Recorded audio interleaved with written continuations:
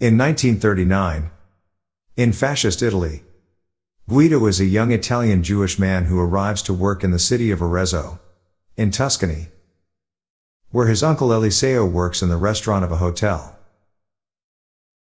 Guido is comical and sharp and falls in love with a Gentile girl named Dora. Later, he sees her again in the city where she is a teacher and set to be engaged to Rodolfo, a rich but arrogant local government official with whom Guido has regular run-ins. Guido sets up many coincidental incidents to show his interest in Dora. Finally, Dora sees Guido's affection and promise and gives in, against her better judgment. He steals the lady from her engagement party, on a horse, humiliating her fiancé and mother. They are later married and have a son, Giosué, and run a bookstore. During World War II, in 1944, when northern Italy is occupied by Nazi Germany, Guido, his uncle Eliseo, and Giosué are seized on Giosué's birthday.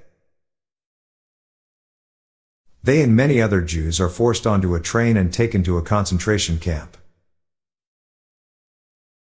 After confronting a guard about her husband and son, and being told there is no mistake, Dora volunteers to get on the train in order to be close to her family. However, as men and women are separated in the camp, Dora and Guido never see each other during the internment. In the camp, Guido hides the true situation from his son. Guido explains to Giosué that the camp is a complicated game in which he must perform the tasks Guido gives him. Each of the tasks will earn them points, and whoever gets to 1,000 points first will win a tank. He tells him that if he cries, complains that he wants his mother, or says that he is hungry, he will lose points, while quiet boys who hide from the camp guards earn extra points. Giosué narrowly avoids being gassed himself as he hates to take baths and showers, and did not follow the other children when they had been ordered to enter the gas chambers and were told they were showers. Eliseo is murdered in a gas chamber shortly after their arrival. Guido pulls off various stunts, such as using the camp's loudspeaker to send messages, symbolic or literal, to Dora to assure her that he and their son are safe. Giosué is at times reluctant to go along with the game, but Guido convinces him each time to continue. At one point, Guido takes advantage of the appearance of visiting German officers and their families to show Giosué that other children are hiding as part of the game.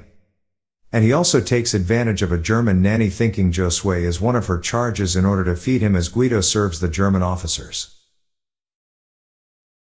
Guido and Giosué are almost found out to be prisoners by another server until Guido is found teaching all of the German children how to say thank you in Italian, effectively providing a ruse. Guido maintains this story right until the end when, in the chaos of shutting down the camp as the Allied forces approach, he tells his son to stay in a box until everybody has left, this being the final task in the competition before the promised tank is his. Guido goes to find Dora, but he is caught by a German soldier. An officer makes the decision to execute Guido, who is led off by the soldier. While he is walking to his death, Guido passes by Giosué one last time and winks, still in character and playing the game. Guido is then shot and left for dead in an alleyway. The next morning, Giosué emerges from the sweat box, just as a U.S. Army unit led by a Sherman tank arrives and the camp is liberated.